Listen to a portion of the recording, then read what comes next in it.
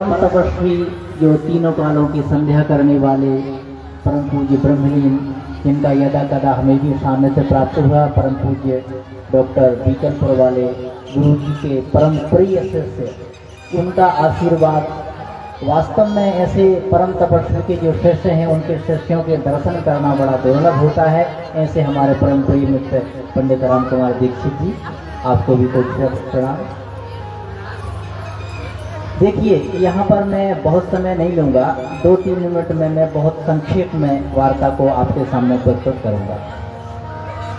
श्रीमद् भागवत की कथा में महात्मा को यदि छोड़ दिया जाए, आदरणीय पांडे जी बैठे हुए हैं, तो श्रीमद् भागवत के प्रथम स्कंध के मंगलाचरण में 2 श्लोक हैं।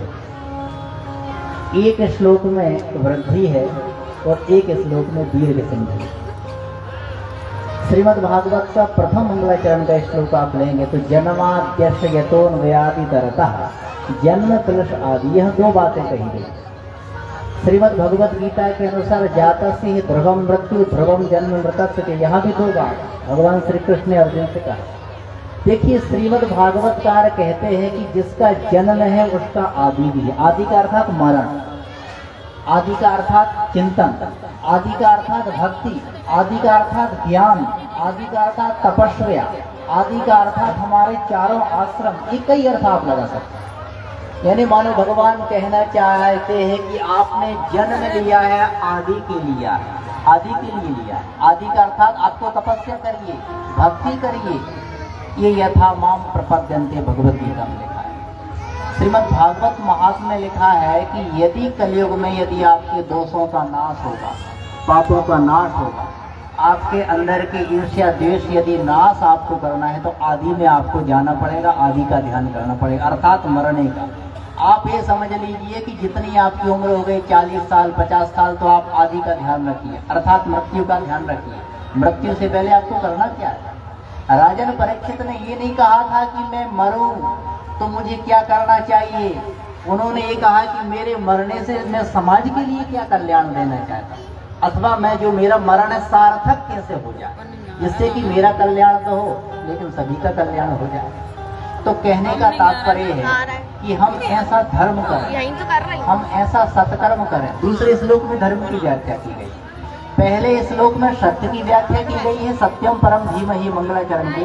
अब सत्य से आप किस ओर जाएंगे? श्रीमद् भागवतकार कहते हैं कि धर्म प्रोज्झित कहते परमा।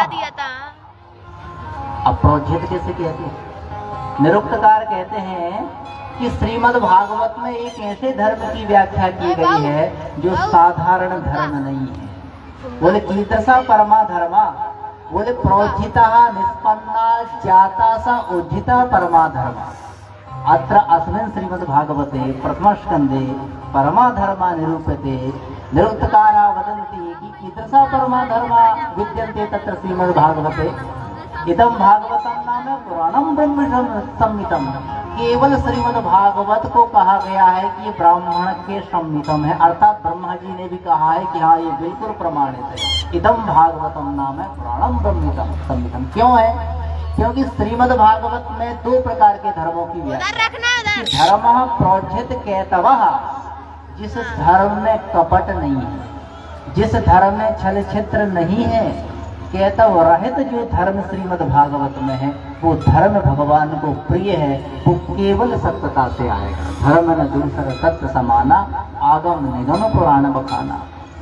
तो यदि आपके अंदर में आप श्रद्धा लेकर के श्रीमद् भागवत में बैठे हैं, आप भक्ति लेकर के बैठे हैं, एक बात और मैं आपको बताता हूँ, किसी भी देश में श्रीमद् भागवत कथाएं नहीं होती। यदि होती हैं तो भारत के लोग कथा करने जाते हैं। विदेश में व्यास नहीं होते, कथाकार नहीं होते, न कोई संत होते। यदि हैं विदेशी तो वो नकली है, भारत के ही संत जाएंगे, ठीक है ना।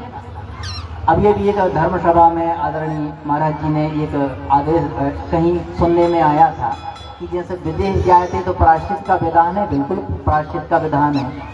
नित्य कर्म में भी लिखा है छोटी सी पुस्तक में, तो बड़े बड़े पुराणों की तो बात ही अलग है। बिल्कुल यदि गृहस्थ व्यक्ति जाए, संत जाए, अमलात्मा, बिल्वात्मा, धनात्मा, कोई भी मूला से फलासी यदि जाता है तो प्रायश्चित का विधान है, कम से कम 40 दिन का प्रायश्चित उसको करना पड़ेगा। इसका प्रमाण श्रीमद् वाल्मीकि रामायण में भी है। राम जी जब लंका विजय प्राप्त करने के बाद जाते हैं तो सर्वप्रथम राम जी सोमनाथ जी भी गए हैं, मानस सरोवर भी गए हैं और एक दिन नहीं रुके हैं, कई दिनों तक उन्होंने वहाँ प्रायश्चित किया है और संतों के आशीर्वाद से कामधेनु गाय का दुग्ध पान किया है। वो कामधेनु गाय को लेकर के भी भगवान आए, वहाँ उन्होंने प्रायश्चित किया है मानसरोवर।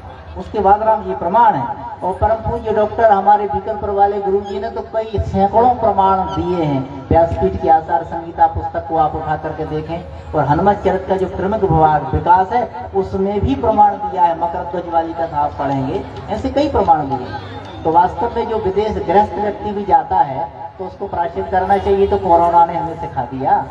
क्वारंटाइन क्या है? क्वारंटाइन का यदि आप हिंदी में अर्थ करोगे तो वो भी तो प्रायश्चित, एक जगह पे बैठ करके प्रायश्चित करना।